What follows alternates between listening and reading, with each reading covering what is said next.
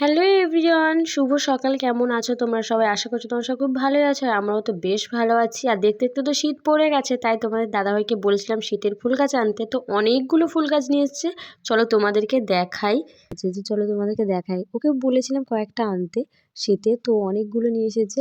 চলো এক এক করে তোমাদেরকে দেখাই। প্রথমে রয়েছে ডালিয়া, তারপর রয়েছে গাঁদা, ওগুলো তো চিনতেই পারবে। তারপর রয়েছে পিটুনিয়া, আর এই যে এটা কী গাছ আমি জানতেই পারিনি, বুঝতেও পারিনি। আর এই যে স্ট্রবেরি পাতার মতো দেখতে, আমি তো প্রথমে ভেবেছিলাম স্ট্রবেরি, কিন্তু না, ওটা স্ট্রবেরি গাছ না।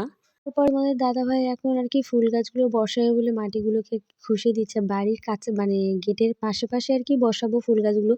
কি বলতো, দেখতে বেশ ভালো লাগবে। আর ফুল গাছ বসানো ভীষণ মানে আর কি ভালোবাসি আর কি। যাই হোক, তাই জন্য দুজনে একসঙ্গে আর কি বসে পড়েছি ফুল গাছগুলো বসানোর জন্য। প্রথমে ডালিয়া মানে প্রথমে আর কি গাঁদা গাছ বসিয়েছিলাম, তারপরে একটা পিটুনিয়া গাছ বসিয়েছি। মানে মাঝে মাঝে একটা একটা করে, পিটুনিয়া যেহেতু ঝাড় হয় সেই জন্য মাঝে একটা পিটুনিয়া দিয়েছি, তার মাঝে একটা ডালিয়া দিয়েছি। আমি তো এরকম করে করে আর কি গাছগুলো দারুণ লাগবে দেখতে, সেটা বলে বোঝাতে পারবো না। সব থেকে বেশি চন্দ্রমল্লিকা ফুল গাছ প্রিয়, কিন্তু চন্দ্রমল্লিকা ফুল গাছও এবছর আনেনি। এবছর আর কি চন্দ্রমল্লিকারই মতো দেখতে, কি নাম আমি তো জানি না। চন্দ্রমল্লিকা একটাও নেই।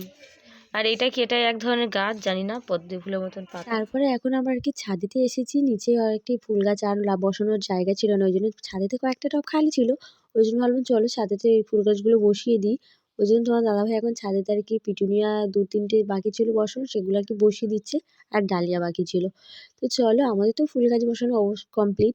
তো শীতেতে কার কার বাড়িতে ফুল গাছ বসানো হয়ে গেছে অবশ্যই কমেন্টে জানিও। আর আমার ফুল ব্লগ তোমাদের কেমন লাগলো অবশ্যই কমেন্টে জানিও। চলো আজকের মতো টাটা, দেখা হচ্ছে নেক্সট ব্লগে। ততক্ষণ তোমরা সবাই ভালো থেকো, সুস্থ থেকো।